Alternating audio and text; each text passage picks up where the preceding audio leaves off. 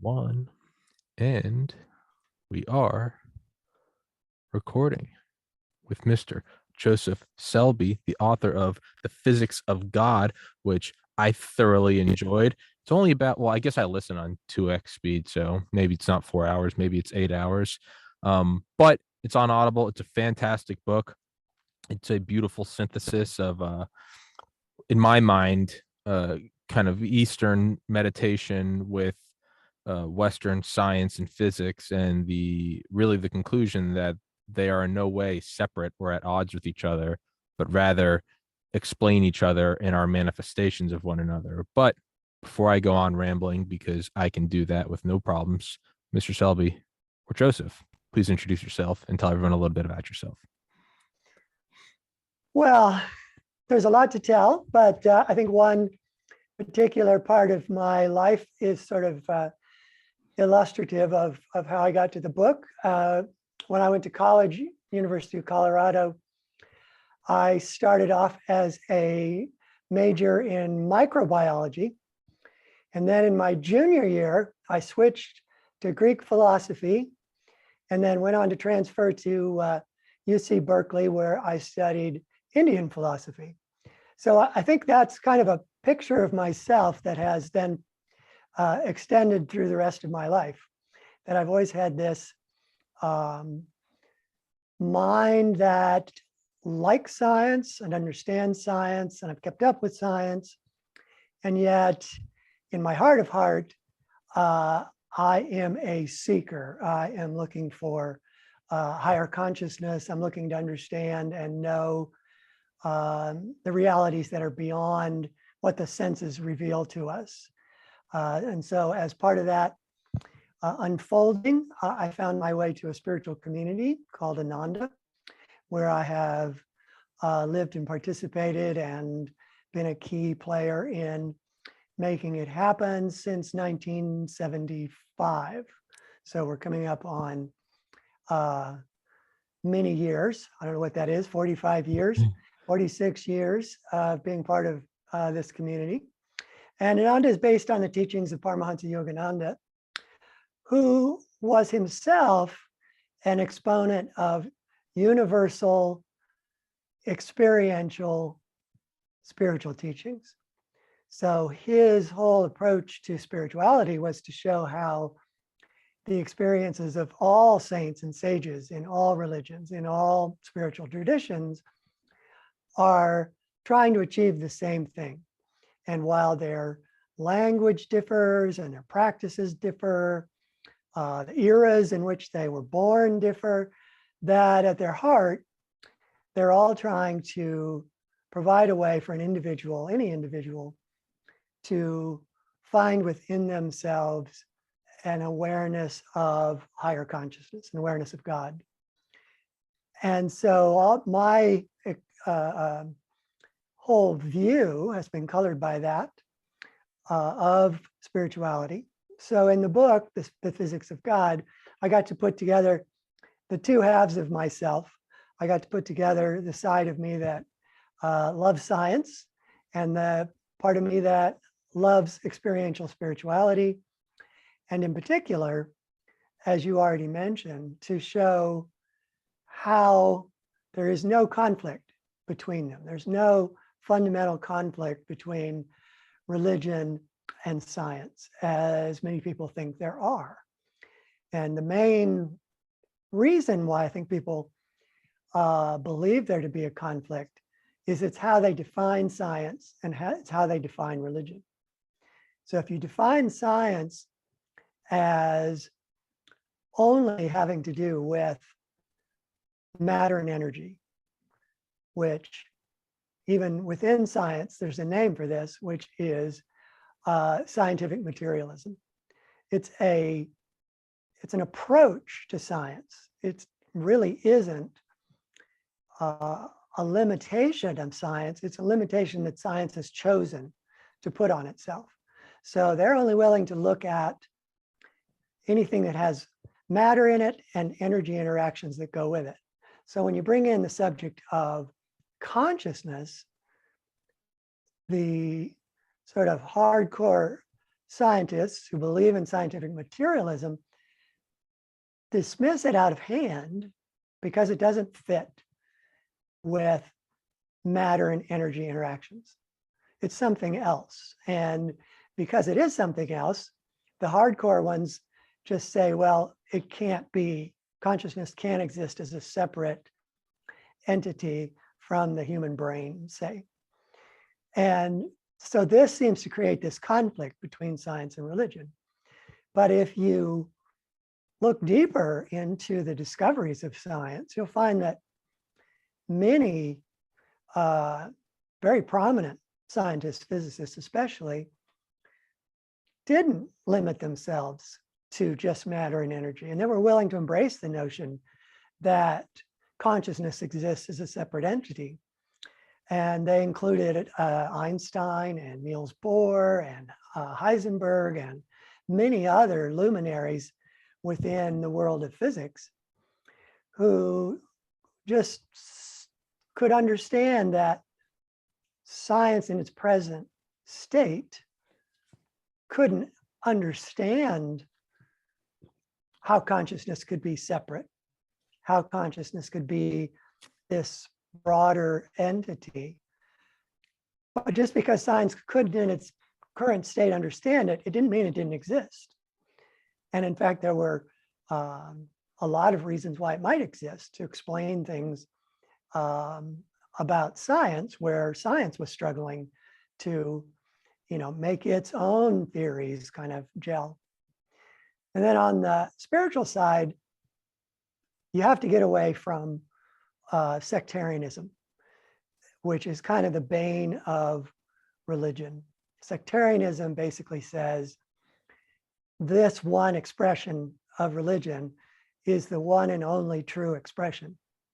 So you have Christians who feel this way, you have Hindus who feel this way, you have Muslims who feel this way, and it's all over the world, and it is something that is believed, even though of different religions, but it's widely believed of all those different religions.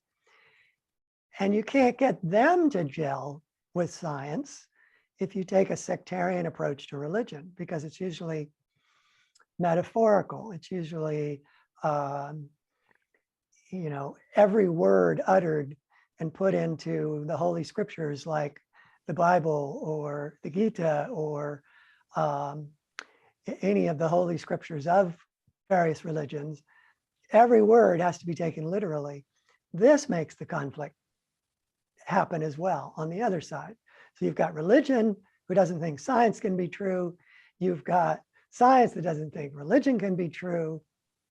But again, if you look to the scientists who were embracing a larger picture of reality, and you look to the actual saints and sages who had direct experience rather than the dogmas of various religions, then you have this amazing thing happen where there is a really clear, easy congruence of thought.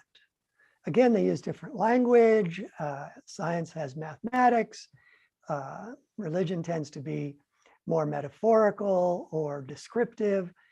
So they don't come together in the same way that a scientist might expect and hope that relativity and quantum physics are going to come together in a perfect match of mathematics.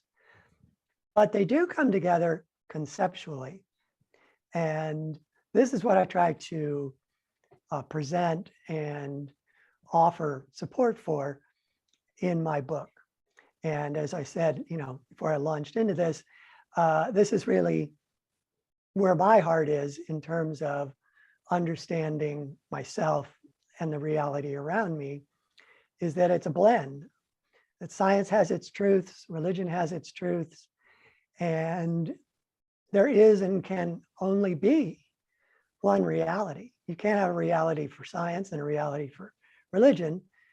There has to be one reality, and you have to appreciate that they're each, science and religion, coming at their understanding of that one reality in different ways. but they're seeing and ultimately describing the same reality. So I find this really inspiring. As you can tell, I'm enthusiastic about it, and hope and have reason to believe that a lot of people in reading the book, The Physics of God, have been touched by this same feeling, this same experience that I have in some way or another. Well, first of all, a lot of times, more often than not, I have to kind of pull teeth to get a guest to talk. And so I love it. I love it when someone's enthusiastic, and it's such a nice deviation from the norm for me. So perfect. Yeah, you won't have to pull teeth from me. You may have to tape my mouth shut, but you No, don't have to pull any teeth.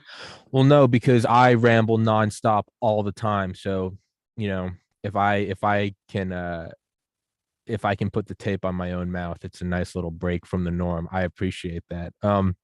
You know, a lot of what you said I identify with. I was a science major in college. I graduated the University of Georgia in 2013, was a biology major, loved organic chemistry, loved physics, hated math, loved biology, chemistry, biochemistry, molecular biology, got into medical school, got into pharmacy school. I did a published research, and but all throughout it, there was a parallel spiritual development. I had really gotten into meditation. I've been doing it a little bit before college, not a whole lot, but really kind of hit my stride with it. And I had those sort of conflicting ideas, you know, growing up a Roman Catholic in a conservative Irish household and going to Catholic school, was very religious, and up until like 15 or 16, and I kind of became an atheist. And so 2 3 years later, being in college and studying science all the time, it kind of confirmed my atheism. And it was, you know, there's a letdown to it, right? Because it is scientific reductionism, materialism. Everything is just a bunch of dead matter being pushed by indifferent energy in a cold, unfeeling universe, slowly moving towards a heat death. All right, but you kind of take it in stride. It's what it is. But while meditating, it starts to you start to come across these sort of contradictions, to where, okay, we can study the human brain. Okay, we can study the specific types of tissues in the brain. We can study the specific cells. We can, you know, is it dendrites or glia or chandelier cells, or and then we can go in and we can, you know, talk about the proteins within the cells and the electrophysiological functions, and then we can go into the atoms, and then you can go into the actual physical forces and the fabric of space time.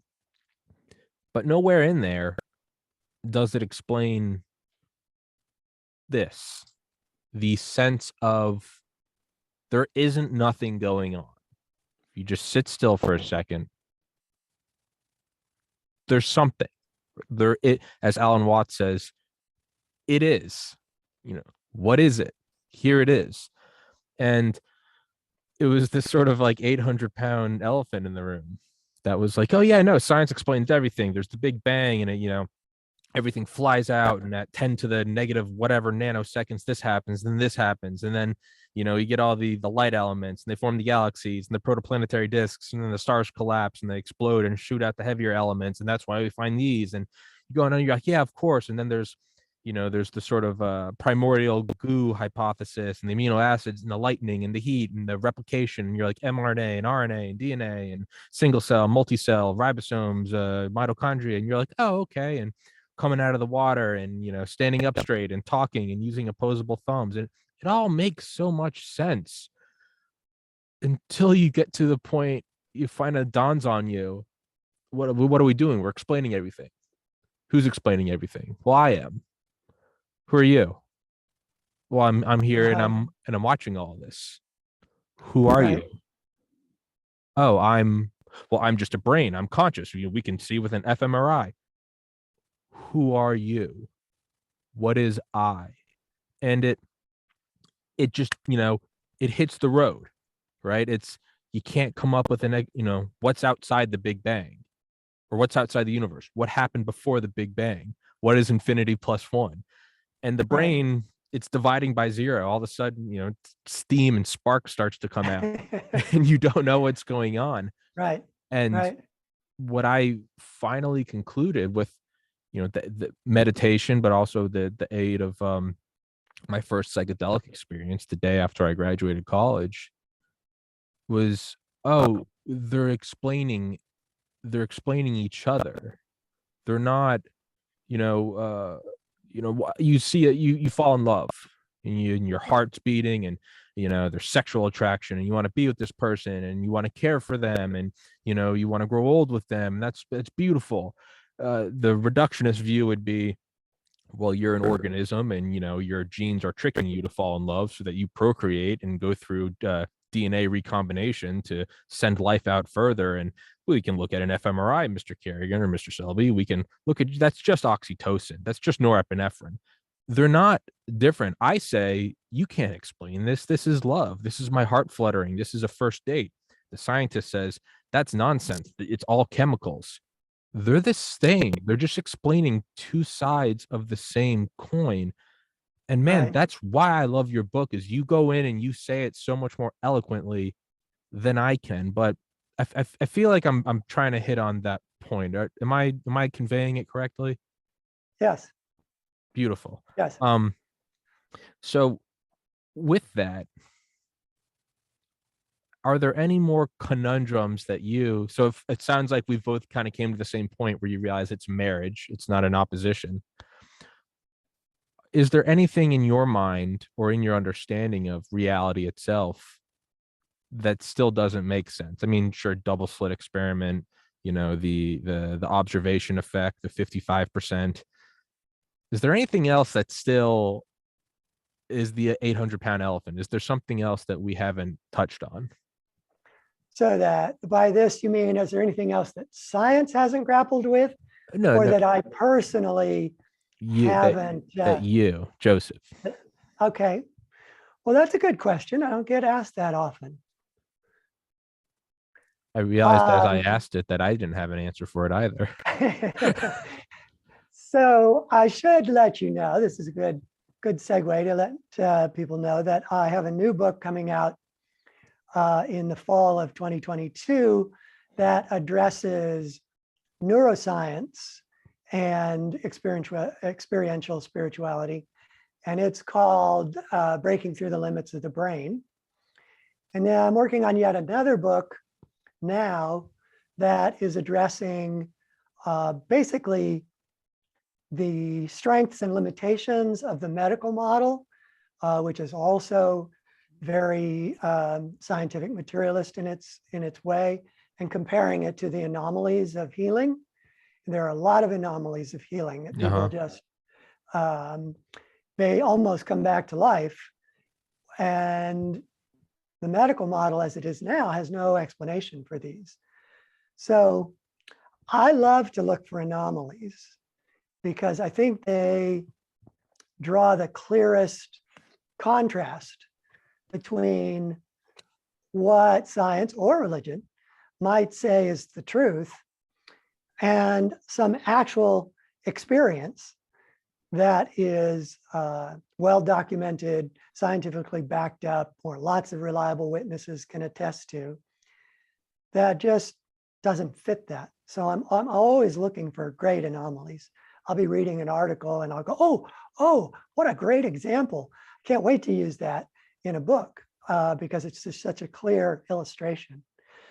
So maybe I could work my way to answering your question by pointing out that the three key areas that science has yet to come up with a solid explanation.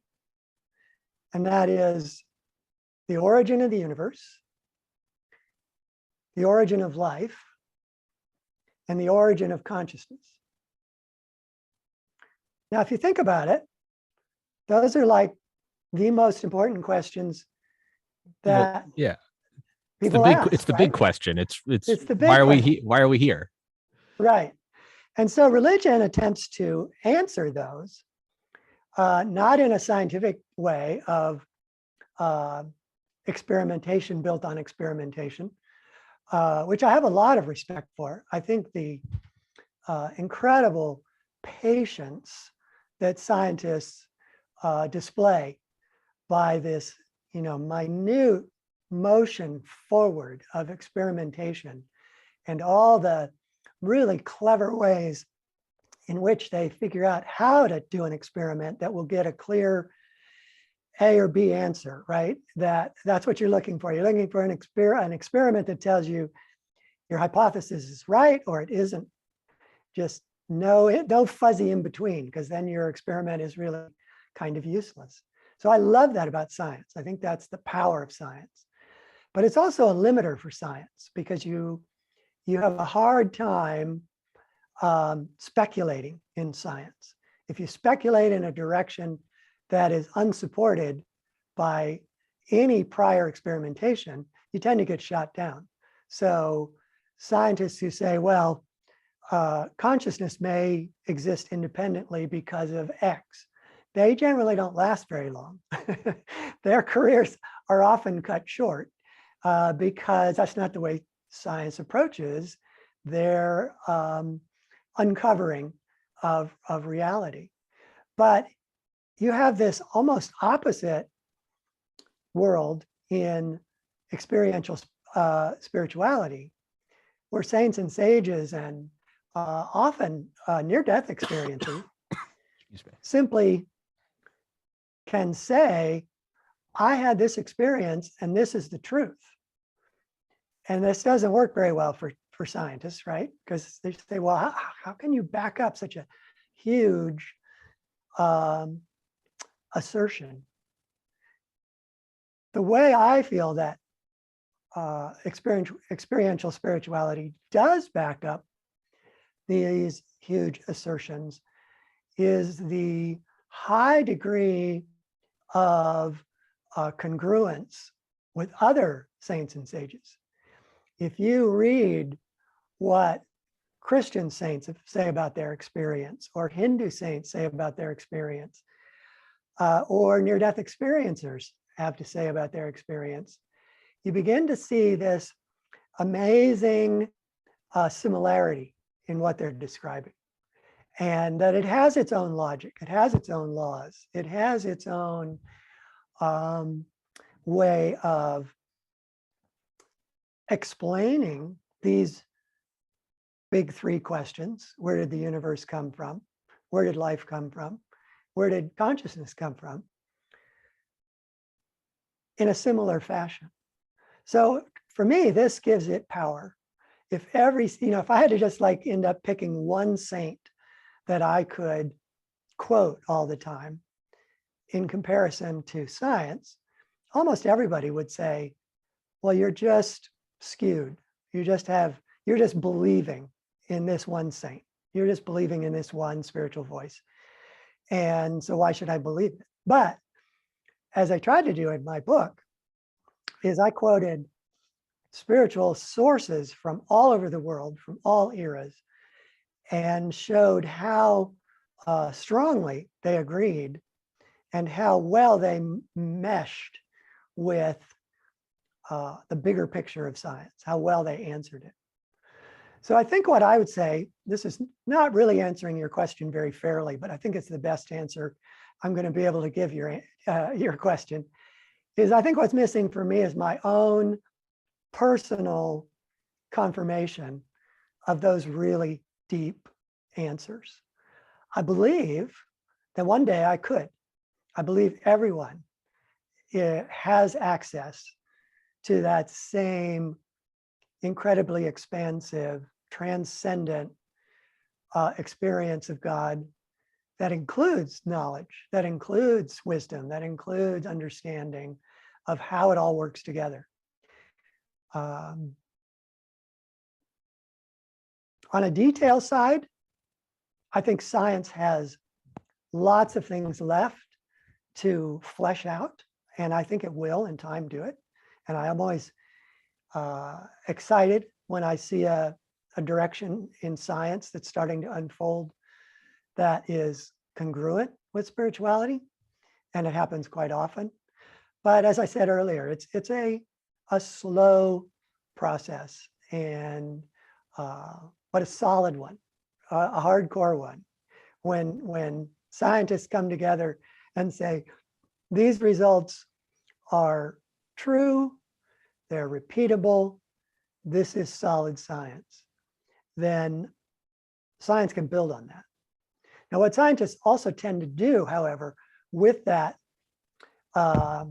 new discovery or whatever, is that they may all agree on how solid the findings are, but then their interpretations of what that discovery mean really range far and wide. And that's where they kind of get to speculate. That's the world of speculation within science. You know, some people will say that, you know, an experiment proving that, I'm trying to pick one really solid one that's recent.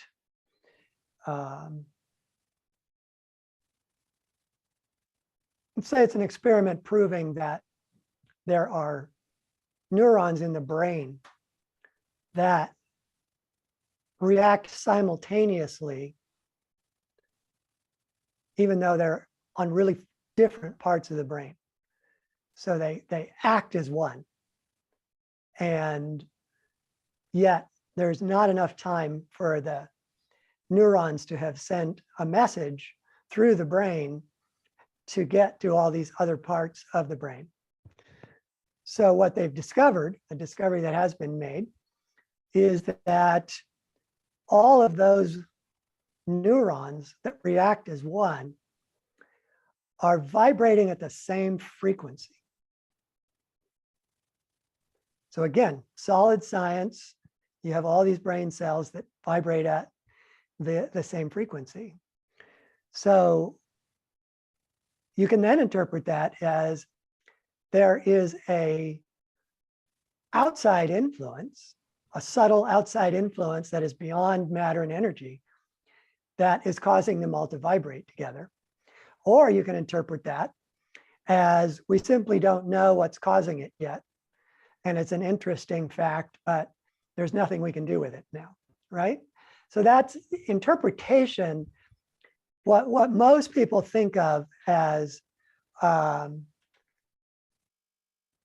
kind of consensus in science is really an interpretation. I'm sure you've been in many a conversation where somebody will say to you, well, science thinks this, right? And I don't question it anymore. Most people don't question it anymore. You kind of know what the person means. But if you really pressed them on it, what you would discover is that a group of scientists think this. And it's not necessarily true. And in fact, it's almost rarely true that all scientists think that. And so it's the interpretations within science where you can have people who are favor connections to consciousness, can see the potential links to spirituality, and others who just sort of kill it and say, no, no, no, that just doesn't fit the materialist model, so it can't be true. Well, 1 second. You know, if two presidential candidates were doing a debate and one of them asked the other, what's the cure for cancer? And the other said, you know, I don't know. That's not necessarily a win for the one that asked it because he doesn't know either. And so that question I asked you is a question I had actually not thought of before. And as soon as I asked you that, I realized I was like, I don't have any. You know, I could kind of relate to you, not kind of, I really related to you with, you know, talking about how we both came to this discovery that it's the same and not opposite. When I asked you that question, I was like, I've never even thought of that question before. So no, you did beautifully. I put you on the spot without, you know, I asked you what the cure for cancer is and I have no idea what it is. But you know, I think it's brilliant because, well, one, the scientist that says, you know, what if consciousness isn't, you know, local? What if it's, you know, universal? And they get, you know, laughed out of the room. But often the most, you know, not all of them, some of them are quacks, but often the biggest scientific names in human history are the ones that step out on a limb and when, you know, what about this? and like Joseph Lister, or I mean the Wright brothers. I mean all these people that were kind of shot down, Galileo, Bruno. So Yeah. yeah, and then the ones that are in the consensus, what they are often in consensus of is something that was discovered by one of these renegade scientists, but it was just centuries before, and then it solidifies and we go, well, of course the earth is round, you idiot. Well, for there was a time when the guy that said that thrown in jail or lit on He fire. was considered to be the idiot. Yeah. Yeah. I mean, Yeah. not just idiot. I mean, house arrest for the rest of your life, Right. or lit on Right. fire. Like it's literally killed. So Yeah. um Yeah. The so consequences were higher back then. yeah, I mean, now you just get kicked off Twitter for spreading misinformation. Back then, the church burned you and everyone applauded. Not entirely different from now, just minus the burning. But so I look at also what you were saying about, the many different saints and sages and philosophers and gurus over the ages. And that's something that I also very much so identify with in the same way that, like the wheel. I'm sure the wheel was probably discovered on different parts of the earth at different times. I'm sure the Right. mechanisms of making fire and cooking meat probably around the same time. Now it's not the same because we have the internet, and so one observation or one. Whereas when the fastest way to travel used to be a horse, you could make discoveries 2 years apart, but no one would know who was first. Versus now, you make a discovery, you put it online, goes over the world like wildfire, which is a great thing. So what I'm getting at is whether it's the laws of mathematics, or realizing early on before they had steel and rebar that the best way to build a tall structure was making it a pyramid of some sorts. They all kind of discovered these things at different times, right? I mean, sundials, or again, boats or whatever. I feel the exact same with the spiritual side of it, because you can look back and it can be the Bible, it can be early in his life Muhammad, it can be the Bhagavad Gita, it can be, but they all kind of say the same thing, right? They're like, oh, this world is an illusion. There is nothing but the one. It is infinite love, and you create your world, whether it's in the Bible, like the world is created like new, or the idea of like the multiverse, where it's like every possible thing is happening right now, it's being formed right now, it's blossoming right now. Like looking at if you were like to look at like a water fountain from the top, it's constantly coming out into the now. You find all these things, and then I mean, I remember really getting into meditation fall 2010, my sophomore year of college. One of the elective courses I had to take was religions of the world. And one of the things I had to read, I had never heard of it before. I didn't know anything about it. I wasn't paying attention. I still kind of scoffed all this stuff off as, oh, this is taking away from my science. So I just, I didn't really give it the old college try, ironically enough, in college. But I remember one of the things I had to read was an excerpt from the Bhagavad Gita. Had no idea what it was. As far as I knew, it was written yesterday or 20 years ago. It was a contemporary piece. I don't know. But I remember reading about the description of like meditation, and it's something along the lines of like you get like a deerskin mat and you sit on the mat, and it's not too high and it's not too low, and you sit cross-legged and put your hands on your lap and you go inward, and it's like there are thoughts, and behind the or but there's like a opinions, and behind opinions are emotions, and behind emotions are beliefs, and behind beliefs are thoughts, and behind thoughts are personality, behind person, and it's going on and on and on and on, and it goes all the way down to finally it's like you get to the self, capital Right. S. And I Right. remember reading that, and I was like, yeah, that's the thing I've been experiencing meditating. I was like, this guy's onto it, not realizing that the book was Yeah. thousands of years old. And that was a that was a big moment for me when I was like, it's like discovering the wheel or learning how to build fire. I was like, oh, it's science. It's something. It's peer reviewed, and it's reproducible. We could make it through here or on this continent in this year or 5 millennia ago. And Yeah. Let me just sure, take it. interject here real quick, but I'll let you get back to Yeah, training of thought. But that is why I do use the term over and over about experiential spirituality, because meditation and other practices, but meditation especially, proves to you, to your own satisfaction, the truth of what's being said. You don't have to just believe it because a saint or sage has said it. And most people won't unless they experience them, something of it, even just a piece of it can sometimes be so thrilling, so deep, so moving, even life-changing, that after that, you simply don't question the fundamental truth of it anymore. But if you are like many religious people are, wedded to a certain set of beliefs, but you've never had any experience yourself, you can have that belief shaken very easily. There are a lot of people who have tragedies happen in their lives and they turn around and hate God. They say, how could you possibly do this to me? And other things where people I know who have been meditating for many, many years, and stories I've read of people who've been meditating for many, many years, when those kind of things happen, they can take it into their own experience of what the divine is and what the divine isn't, and not blame it on God. They can see it as part of their own spiritual unfolding and can even feel gratitude for that experience because it teaches them things. It awakens them in ways that they hadn't been before. So unless it's experienced, it's just not real to you. And once it's real to you, it makes all the difference in the world. It is almost as fundamentally true as the old adage about trying to describe color to a blind man. Unless you see it, unless you feel it, especially experiential spirituality is all about feeling and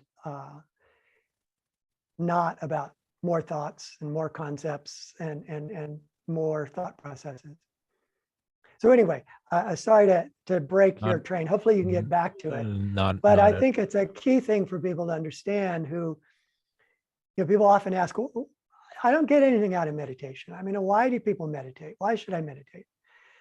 And then you hear somebody say, well, I said those same things. And then I had this meditation that was really wonderful and I was hooked. So it's all about experience. Yeah, I mean, it's like when you had to read like Romeo and Juliet in like the middle school or something, and you're like, what? You're like, these Right. they sound like they're on coke. I mean, they literally sound like they're on cocaine. And then you're 16 and you have your first experience of like puppy love of I like her and she likes me. I mean, Right. my God, you're like, oh, these were the drugs Jimi Hendrix was on. You're like, I get it, right? Right. It's and you understand. I mean, you start to understand how tragedy forms people. In 2014, I lost my older brother to suicide. I was 23 and he was 27. Man, if that wasn't the biggest source of what I would like to believe is a growth in my ability to experience and act upon empathy. I mean, I don't know. I don't know. I mean, you can read, you go, oh, yeah, everybody's, be kind to everyone. Everyone's fighting their own battle. But it's like a nice little thing you read. And then you're like, hey, this guy cut me off in traffic. I'm going to ram it. I'm going to yell at him. Screw this guy. Versus you experience this or, you experience a partner being unfaithful. And then years later, you're unfaithful. And you go, oh, it doesn't justify, but you go, I get it for its goods and its bads. As your awareness increases, you start to also increase the heavens and the hells, the ups and the downs. When you discover flight, you also discover a submarine. You start to go, oh, it's everything. But what you're saying about experiential. So the biggest thing for me, and I've meditated almost every day. But went on like a year where I didn't. ironically enough, right after my brother died, probably when I needed it the most. Pretty much from like fall 2008, spring 2009 till the present day. Some in some eras I did it multiple times a day. Other times I did it once a day. And the way I describe it to people, real quick, just as an aside, is not every day is like a miraculous thing. Not every podcast I do hits it out of the park. I love this one. We're having a great one. There are a lot where they're all right. Sometimes you have a workout that's truly, you're like, that was great. I got the runner's high. I was lifting weights. I feel alive. I feel like a young man. And then there are days where like you kind of go through the motions. So, but I do it every day. And on a handful of occasions, I'd say maybe 20, I had very unique experiences where the world was turned into like high definition afterwards. But that's kind of nothing compared to probably on 5 occasions, really 5 occasions. And I've been trying to get back to those occasions for years, and I still haven't been able to. But and this is before I ever tried psychedelics. And even then, I did psychedelics on 5 occasions, once a year for 5 years. And those don't hold a candle to these meditative experiences I'm talking about, which I believe is what you were saying you hope for. And if I could say that in the most unhumble way, I think this is what you are hoping for. And it's what I hope for now to get back to it, are the experiential truths where everything I've been saying in this podcast, I know beyond a shadow of a doubt because I experienced it. You can read about gravity, but I mean, man, you don't, here's the lens to the camera. There, it's a truth. It is a truth, and it's right there. You can tell me about photons, but I can look at these lights over me and I'm like, that's, you step outside in the sun, you go, that's, I don't care what you say. There it is. These experiences I had, and I haven't been able to reproduce them, but I had them multiple times over the course of about 3 years, is you go in further and further. You don't feel that you're sitting on a pillow cross-legged. That goes away. The thoughts cease, and it's almost like you don't feel like fingers and shoulders and elbows. Rather, you feel like a sphere. You equally feel, your fingers are much more sensitive than like your kneecaps, but you can still, focus on it, feel your kneecaps, focus on it. You can feel your ears. Imagine if all of your ability to touch, imagine if it was equally distributed. Everything was as sensitive as your fingertips, and nothing was more or less sensitive. And then instead of having, 4 limbs and 10 fingers and 10 toes, imagine that it was equally distributed over a sphere. In a sphere where you're not smelling or seeing or hearing or tasting. And imagine that sphere in a moment inflates to the size of the universe. And you go into a level that is as indescribable to now that color is to a blind person. That's one thing I remember from those, is knowing when I was in that moment, saying to myself, you're going to remember a shadow of this, a silhouette, an echo, but you're not going to remember. You're not, because you can't. You go from a tapeworm to a monkey to a human. You get to experience humanness, and then you go back to a tapeworm. You kind of remember something, but you don't have the same brain to remember. It's so. But back to these experiences, and it's just it's the most real thing. It is more realistic than where I am now, knocking on wood, picking up water, talking to you. It is so beyond question and doubt. It is more real than I, if you can even imagine that. And it's in that you know that everything is one, everything is love, and that everything is going to be fine. And anything you're experiencing that maybe isn't is part of a learning process that you chose to do. I chose to do this life. As much as I don't like to think about that sometimes, I chose, just like you can choose to take a course, biology, religions of the world. I chose Tommy Carrigan in 2022. You chose Joseph Selbie. And then you start to come out of it, and you come out in like layers, and things start to come back, and you want to stay, you want to go back. You're like, no, no, no, no, no. But you come back from that, and it's something you can never doubt. You can kind of forget about it. It can become foggy and shrouded, but it is a truth that you can never, ever forget. And I have had those. I've done LSD. I've done psilocybin. I mean, they're great, sure. Nothing, nothing. They are a picture of the sun or a video of the Right. sun compared to a Right. sunny day. So, And the trick is, I think that, as you say, you want to get back to them. So the trick is uh, extending the amount of time that you're you're able to there. stay in them. Yeah. Because the longer you can stay in them, the longer the after effects Yeah. linger, where you Uh-huh. feel that wide open heart center. You feel Yeah. a spontaneous and effortless compassion towards other people. You feel Gratitude. joy, you're funny, you're the life of the party. And so the more you can extend that time that you feel that way, the more it stays with you. So totally agree with you 100%. And a lot of things you were saying reminded me of one of my favorite things to read, which are near-death experiences. Mm-hmm. And a lot of them, the near-death experiencers, start off by saying, let me first say, this experience is impossible to describe, Yeah. but I'm going to try to Now I'm going to describe try to describe it.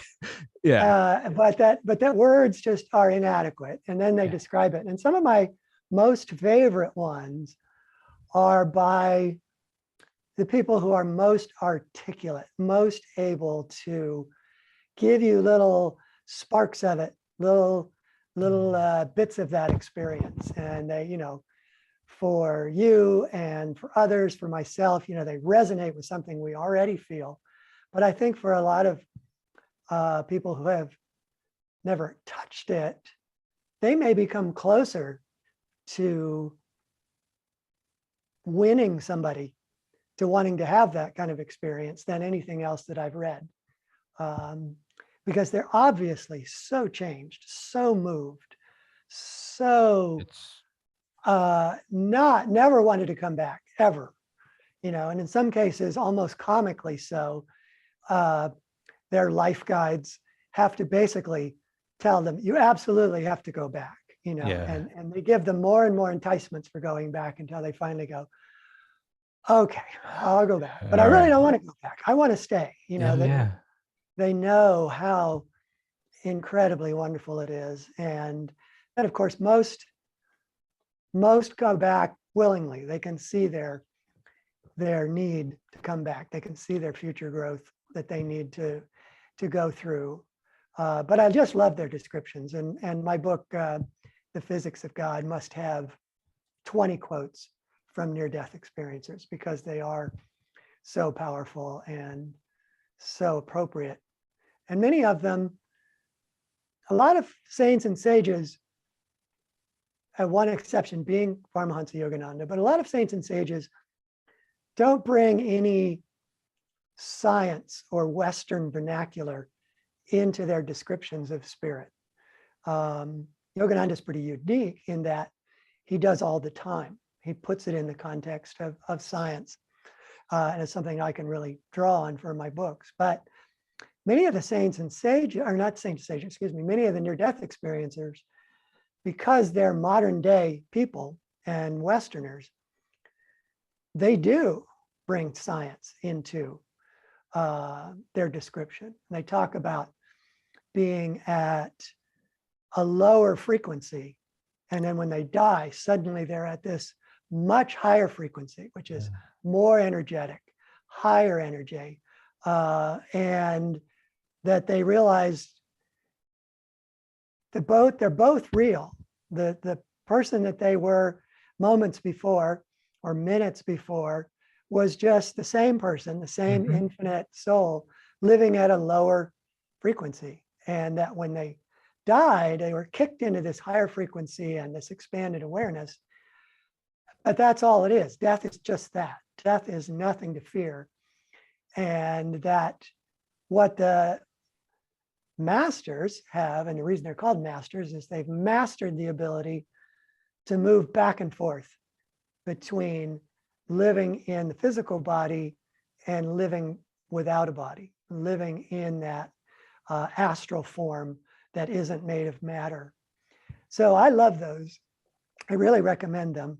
I've read, I don't know, 50 near-death experiencer books, and I look forward to any new ones that come out because they are movingly able to make that description.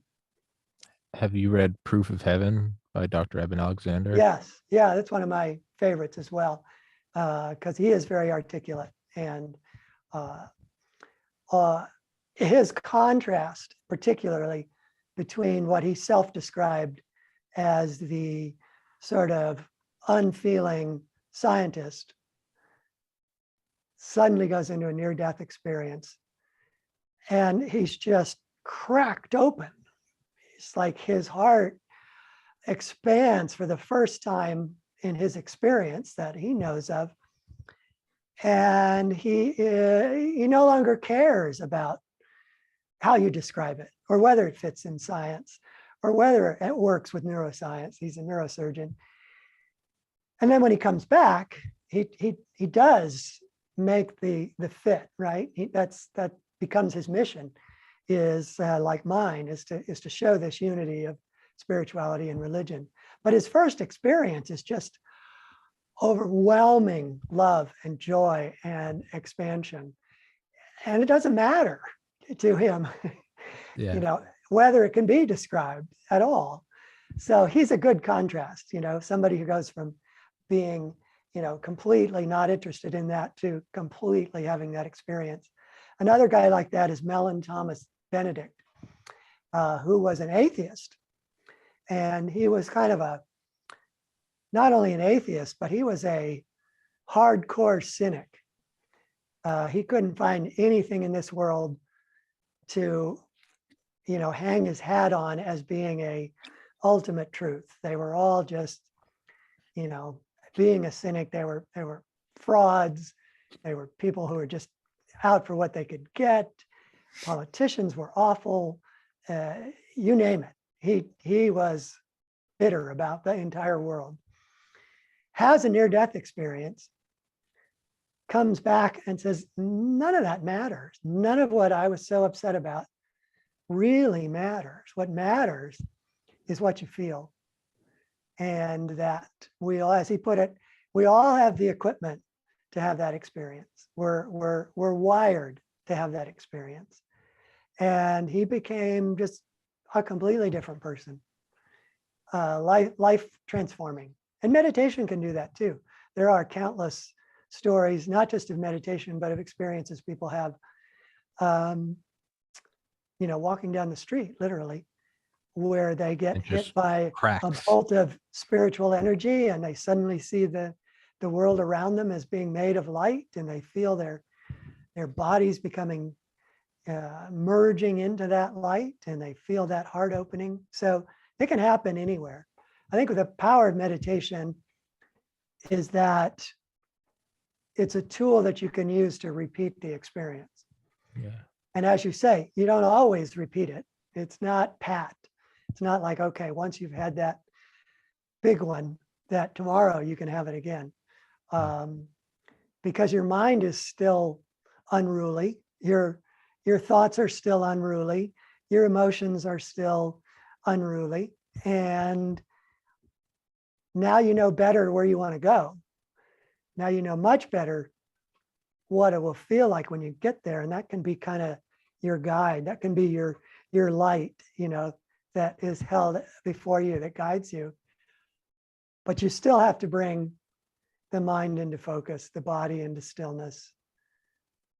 And sometimes that's hard. If you get, it's the same problem before and after, which is that we're caught up in the world, right? We're worried about money. We're worried about projects we're working on. We have challenging relationships. We have tragedies in our life, as you mentioned. And the trick that the saints and sages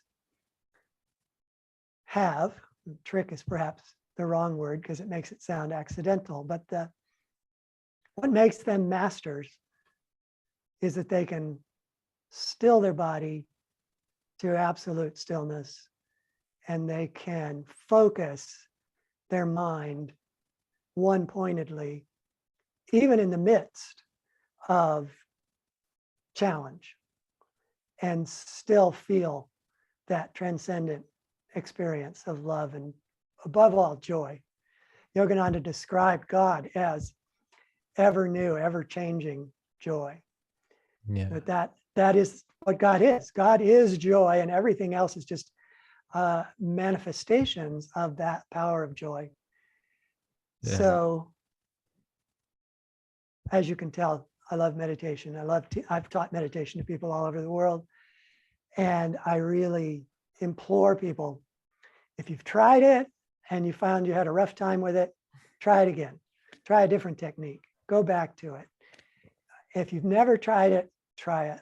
It can and often does change people's lives. If sometimes spectacularly, but more often gently, slowly, which allows you to have, more and more experiences that move you, calm you, make you feel better, and allow you to live your life better, more effectively.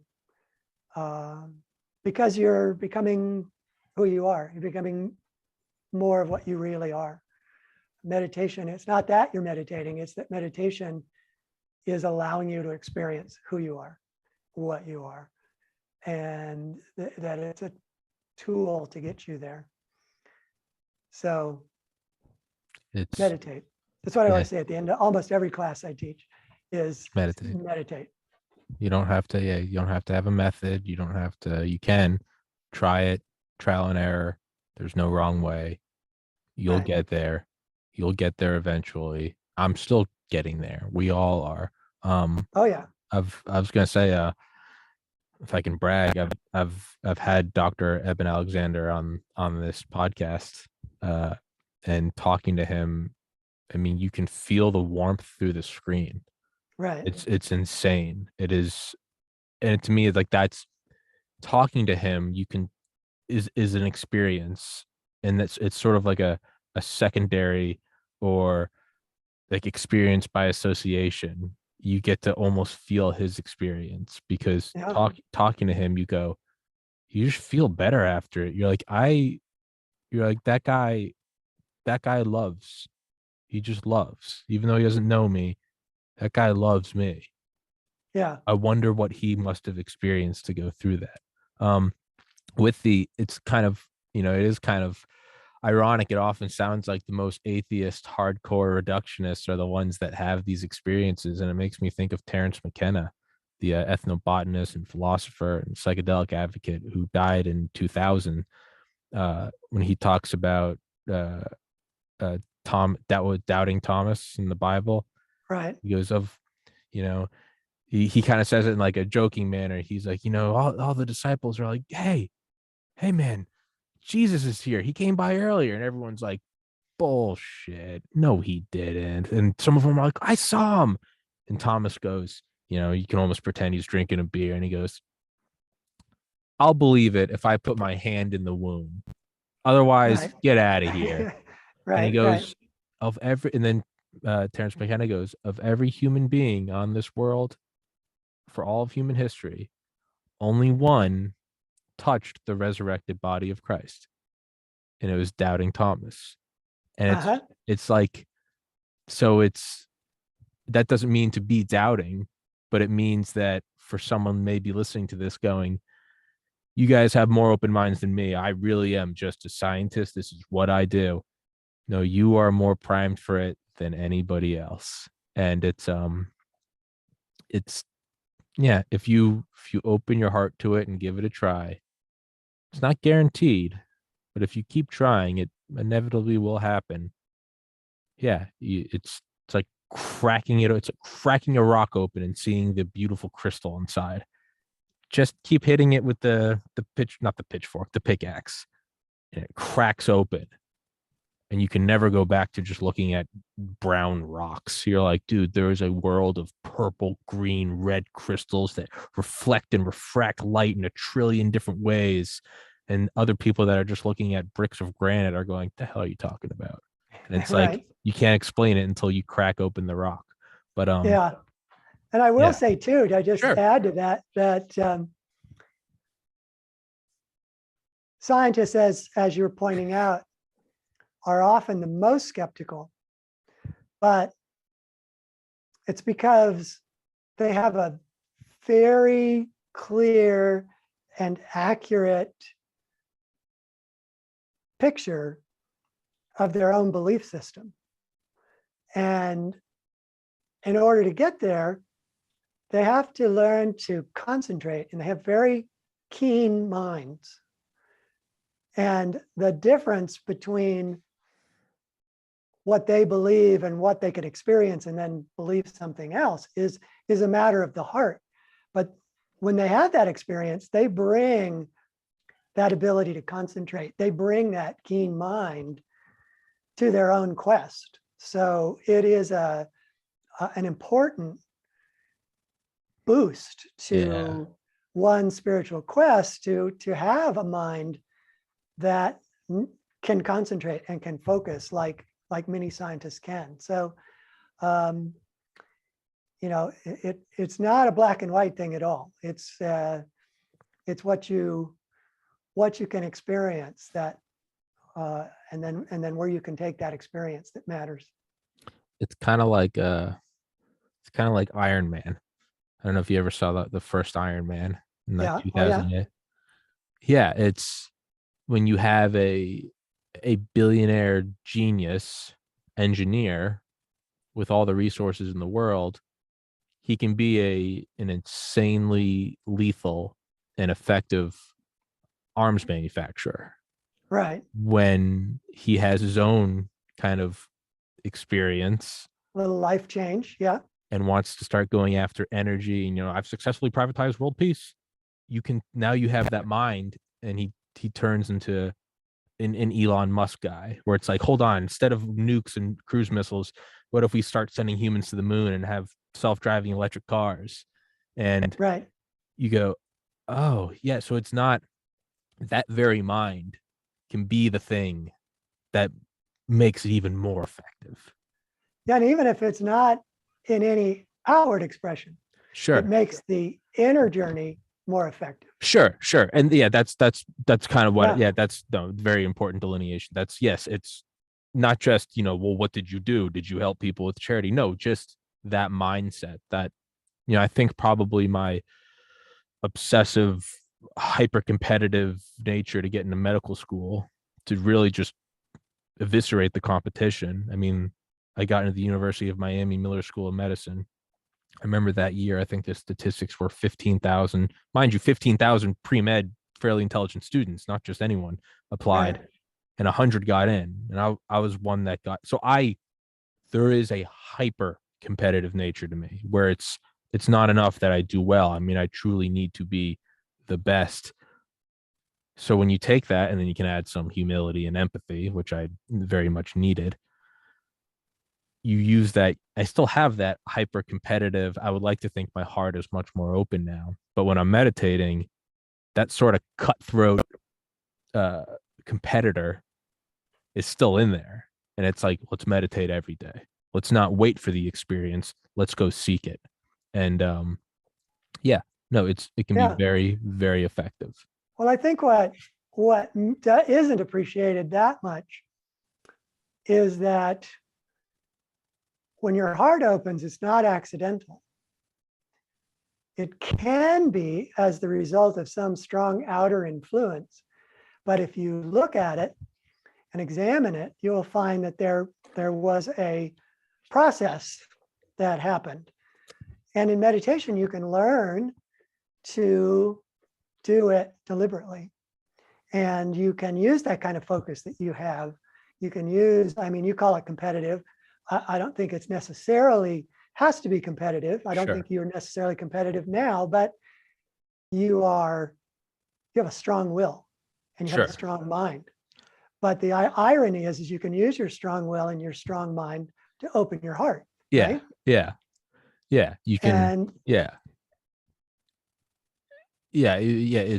That's what it. Yeah. Not competitive. I got to be the best meditator. No, but maybe competitive against myself, or yeah, competitive against negative thoughts that are like, this is all hubbub. That was just a random experience. Like, no, no, no, no, no, no. I saw light and love, and it's like we're going back in there. Yeah, that's yeah. It's this. It is a very ironic. I mean, it's like a nuclear weapon being the worst weapon ever, and it's like it.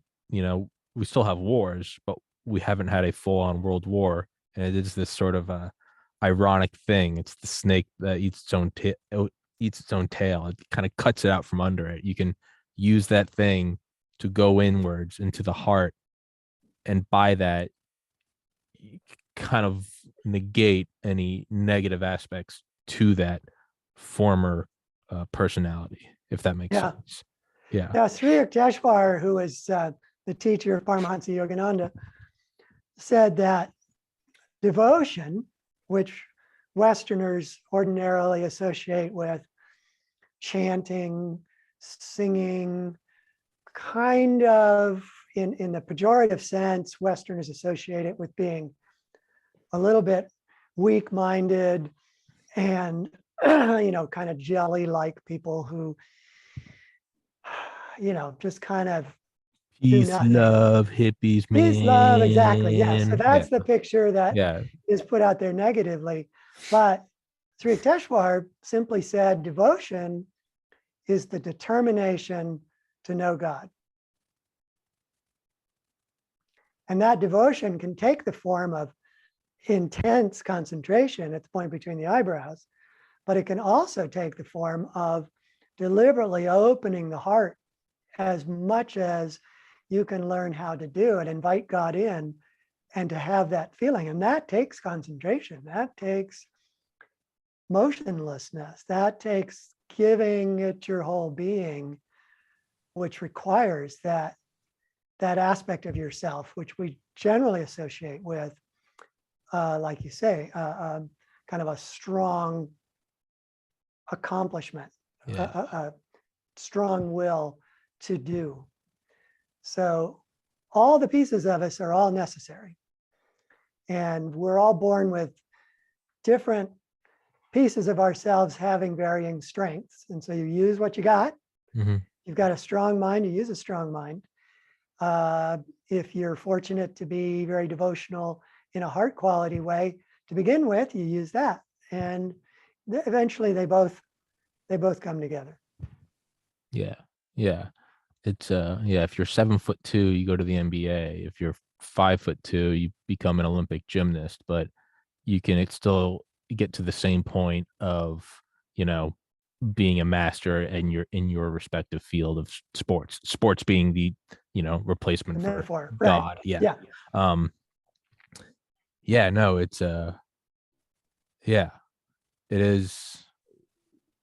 You have to practice, right? You have to love everyone every time. And it's not just, well, I'm going to practice loving my neighbor more and being nicer to my brother. No, man, it also means opening your heart to Osama bin Laden. And it sounds so messed up. It's trying to empathize with human traffickers, with Nazis, with rapists, things that you can't. I'm certainly not there yet. But was it Mark Twain that said he prays for the devil because no one has prayed for he who needs it most? Right. And Yeah. that's No, I think it's a good point. I like to, I can't say that I do it resolutely every day, but I like to pray for politicians, especially the ones I I disagree with. I try my hardest. And I It's don't very pray, difficult. well, I don't pray that they change their minds. No. I pray that that the very best thing that could possibly happen for them will happen. And Yes. whatever that is, I can't know, that God's in charge, but I pray that whatever that is happens for them. And without the sneaky thought in the back of my mind being, well, and I hope I'm what gonna be God right. wants for them is that they explode in flame. Yeah, and Uh, I'm gonna win. Yeah. but genuinely, just everybody has to go through their own process of becoming one with God. And, I believe in reincarnation. So the chances are I've had many, many incarnations where I was not the nicest guy, that I was not living a life of caring about others or having compassion. And I was fortunate enough to learn those lessons. So just trying to see everybody as part of the same process. You And might you might have been that politician you don't like. This yes, might be your next go round where you go, okay, last time you were Donald Trump or last time you were Barack Obama, and now you're experiencing, I don't like that guy. Well, hey man, spoiler alert, it's you. you know, as you yeah, go, oh, that's me. And you go, yeah, just like when you look at a picture or like a journal entry from when you're 15, you're like, oh, that's so cringy. I was so angsty. Well, hey, bud, it's you. It's you. Yeah, man. You look back at you go, how can someone be that evil? How can that person, beat their wife? How can that person murder? Hey, man, I don't know. How did you do it? yeah. But as you point out, people do uh, react when you tell them things like that. So when I tell people I was praying for so and so, they're like, he's the worst possible human being in the world. How could you pray for him? Because usually what you think of as prayers is you want something really good to happen for somebody. You're Sure. praying that, they get the job they want or that they Yeah. heal from whatever is happening. And so then I try to explain that I'm not praying for any particular outcome. I'm just hoping that they are blessed With along their way. And along their way usually means you're learning, that Yeah. you're growing. So whatever they need to grow, I try to do that. Now, I don't want to present myself here as a Pollyanna saint combination because I don't let go of the fact that I think they may be one of the worst human beings on the planet. Sure. I just think, well, if there's anything I can do about it other than wish that this person was not on the planet, which is not something that's very helpful to anybody. So if there's anything I can do, then let me do it rather than just grouse about it, rather than just complain to others. Let me do something that might possibly have some positive effect. And so I pray for them. And even if it doesn't have a positive effect on that person, you're still growing. You're Yeah. doing the bare minimum in that at least you grew from it. And even if I can't see that it had a positive effect, I do believe that it does. Yes. And it it's just may not be so dramatic that it's even remotely noticeable. But I do believe, we're having an effect on each other now, right? sure.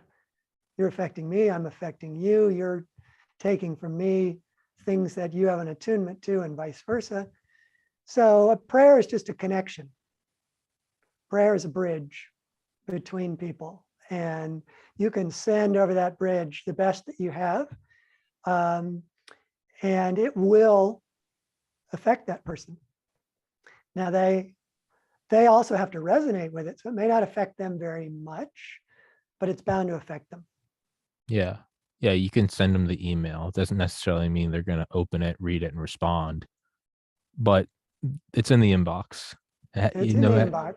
It's something there. Yeah. And it's what I found is another kind of good thing is when you say you pray for these people, for me, I won't name them because you don't, let's say the person I'm praying for that I think is the worst person in the world, you might go, that's my guy, and vice Right. versa. And now all of a Right. sudden we're at conflict. So instead you pray for the person that you don't feel an open heart towards, no matter how hard it is. And this doesn't mean again to be peace, love, rock and roll, man. Hey, I get it that, the world is also very difficult. And if there's a guy going around raping children, hey, he's probably going to get caught and thrown in jail. And I don't imagine the cops are going to be nice about it. I'm also aware it's a very real world, right? 9/11 happened. Like it Right. can't all be kumbaya. I get that. That doesn't mean that you can't you can put someone in jail who's, raped children. You've removed them from society. Now that they're not a threat, you absolutely can open your heart. You don't have to go talk to them. You don't have to tell other people you're doing it. But you have to try.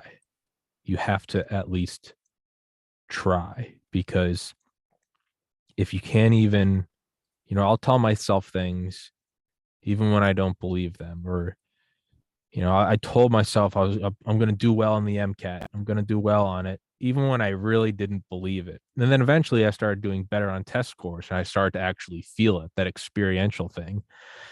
But I'll tell myself something, even if I don't believe it and it sounds ridiculous. My podcast is going to have 1 million subscribers one day. The very fact that I've at least said it to myself tells me that there is still, like, there's one little spark inside of me that's not giving up. So even if I look at, I don't know, Jeffrey Epstein, who molested, young women and manipulated them, I really don't feel anything of any light or love to them.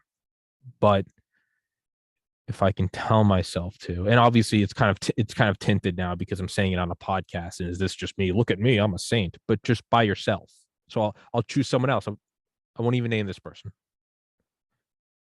The very fact that even if I don't feel it and I'm like, God, that guy's such a dick, just telling myself like I wish them the best in everything.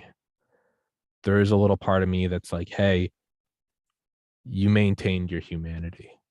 You didn't become the thing you don't want to be. And it changes your heart. Yeah. I have a good friend who put it really well. And he actively practices this, not just with impersonal political or world figures, Sure. but anybody he's having difficulties with. He said that I pray for people, but here's the key: that I keep praying until I mean it. Yeah. Yeah. That's a much better way to say what I was just trying to say. Yeah. Because then when you mean it, you're transformed. Yeah. Yeah. Pray until you mean it. Yeah. Okay. I hope this. And then finally it starts to open up. And then you go, I did it. Well, now you move to the next harder target. Now pray for that guy. I really can't pray for that guy. Now pray for that guy. Right. And by doing that, it also starts to make you realize, again, the experiential, not just reading it about it, but seeing it. You can start to get a glimpse of a shimmer of a reflection of what God must feel towards you. If you can go, me, a flawed human with an ego, with desires, with mean tendencies and a lack of humility and hypocrisy. If little old me can find it somewhere in me to put all that aside and just hope for the best for this person, knowing full well it probably won't happen, well, then what could a truly perfect entity feel? And you go, oh, that Yeah, you're familiar with Teilhard de Chardin? He was I've heard the name. I have heard he's the sort of name, a but Catholic mystic, Christian mystic, kind of went beyond even being Catholic or Christian. But he said, if you knew how much God loved you, you would die for joy. yeah. Yeah. It's beyond our comprehension at this point to know and understand the depth and vastness and power of God's love. Yeah. And we get And just a bit of it. In the Christian tradition, they talk about touching the hem of Christ, meaning you just have the tiniest connection to Christ, and touching the hem of Christ, or Christ consciousness, as I prefer to think of it, can be transform your whole life. Imagine what it would be like if you could go beyond just touching the hem and embrace Christ consciousness fully and completely. yeah. Yeah. Instead of just barely touching his big toe, what if you could give him a big old bear hug? you know, Right, right. it's it's beyond. Yeah, But it's us. It's beyond, but it's us. Beyond comprehension now, but us for sure, however long it takes in the future. and with that, let's wrap this one up. That was a beautiful discussion, man. Thank you so much for that. I dropped a couple swears in there. I'm really trying to swear less. I look back at my earlier episodes and I cringe so much. And Don't so worry. I You did it apologize. for effect.